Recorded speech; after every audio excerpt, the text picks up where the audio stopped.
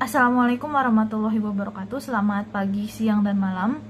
Bagi siapapun yang klik video kali ini, di sini kami selaku dari kelompok 4A1 mata kuliah Silfik dengan dosen pengampu oleh Ibu Dina Naimah, mohon izin Ibu. Di sini kami ingin memaparkan materi tentang interaksi kehidupan di dalam hutan. Dengan beranggotakan yang pertama adalah saya sendiri, Najmah, dengan NIM 2410106 111200039. Lalu ada Rifka Helma Syahida dengan NIM 24106 112200115. Lalu ketiga ada Muhammad Giofarel dengan NIM 2410611110025. Lalu ada Feby Septiana dengan NIM 2210611320047. Di sini saya akan membuka topik yang pertama atau membuka percakapan materi pada hari ini, yakni hubungan antara makhluk hidup dalam ekosistem hutan. Ekosistem hutan itu sendiri adalah kesatuan dinamis antara komponen biotik dan abiotik yang saling membutuhkan satu sama lain. Interaksi merupakan kunci semua komponen yang saling memengaruhi untuk mencapai keseimbangan di dalam suatu ekosistem hutan. Oleh karena itulah, hubungan interaksi di makhluk hidup, baik di hutan maupun di lingkungan sekitar, itu sangat penting dalam mencapai keseimbangannya.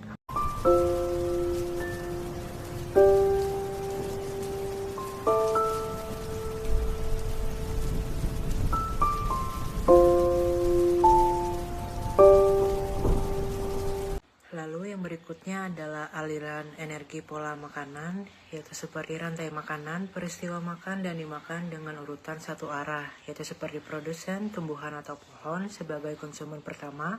Lalu yang kedua ada herbivora, contohnya seperti rusa dan belalang, yaitu sebagai konsumen kedua. Ada karnivora dan omnivora, yaitu sebagai ular, burung, dan pemangsa. Jaring-jaring makanan seperti kumpulan dari rantai makanan yang saling berhubungan menggambarkan kompleksitas pola makan di hutan. Dekomposer, pengurai, yaitu jamur, dan bakteri. Bakteri ini mengurai sisa makhluk hidup, yaitu mengembalikan nutrisi ke tanah.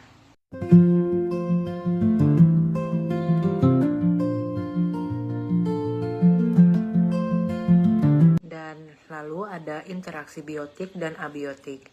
Untuk pengaruh komponen abiotik terhadap biotik sendiri, yaitu pertama ada sinar matahari sebagai sumber energi utama untuk fotosintesis, sebagai produsen juga, dan mempengaruhi pertumbuhan dan perilaku hewan, yaitu siklus harian atau musiman. Lalu ada air dan kelembapan, menentukan jenis vegetasi, misal hutan, hujan tropis, versi hutan gugur. Lalu yang ketiga ada tanah, yaitu sebagai unsur hara, mempengaruhi kesuburan dan jenis pohon yang dapat tumbuh.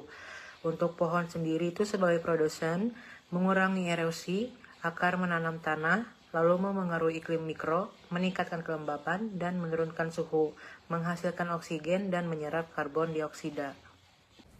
Baik, di sini saya akan membacakan tentang bagian dari simbiosis dan bentuk interaksi lain.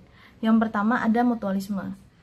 Mutualisme, hubungan simbiosisnya merupakan keduanya saling menguntungkan. Contohnya yakni jamur mikoriza dan akar pohon. Jamur membantu serap air, nutrisi dari pohon, dan pohon memberikan makanannya.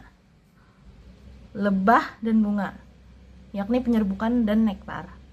Komensalisme, satu diuntungkan, yang lain rugi atau untung. Contohnya anggrek yang menempel atau epifit pada pohon inang, di mana anggrek dapat cahaya namun pohon tidak terpengaruh secara signifikan. Lalu yang ketiga ada parasitisme. Salah satu saja yang diuntungkan dan yang lainnya dirugikan. Contohnya seperti benalu pada pohon. Benalu menyerap air nutrisi dari pohon inangnya hingga layu. Lalu ada pun bentuk-bentuk interaksi lainnya, yakni yang keempat adalah predasi. Predasi, satu diuntungkan dan satu dirugikan. Ya, predasi ini bisa kita bilang sebagai pemangsa atau predator yang memangsa mangsanya atau prey. Contohnya harimau memangsa rusa. Hubungan interaksi ini sangat penting pada populasi suatu hewan di ekosistem untuk mengontrol populasi itu sendiri. Lalu yang kelima ada kompetisi. Kompetisi ini bisa dibilang tidak sama-sama dirugikan tapi seimbang. Maksudnya kompetisi persaingan untuk sumber daya terbatas. Contohnya yakni pohon-pohon tinggi bersaing mendapatkan cahaya matahari. Misalnya di hutan hujan tropis itu kan banyak pohon-pohon yang tinggi. Nah, jadi mereka saling tumbuh tinggi dan saling bersaing untuk mendapatkan cahaya matahari di daerah itu sendiri.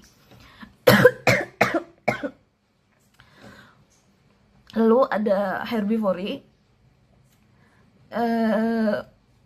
Herbivori itu bisa kita definisikan dengan hewan pemakan tumbuhan. Contohnya kijang yang memakan daun rumput di lantai hutan. Karena mereka kijang ini tapi memang sebagai konsumen tingkat 1 di dalam ekosistem rantai makanan.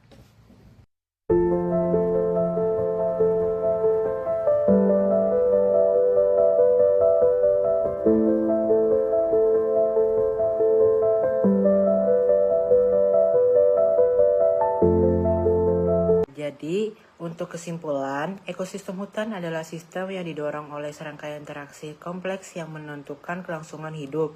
3 pola utama mendominasi yaitu simbiosis seperti komensalisme pada lumut dan pohon yang menunjukkan pemanfaatan sumber daya tanpa kerugian.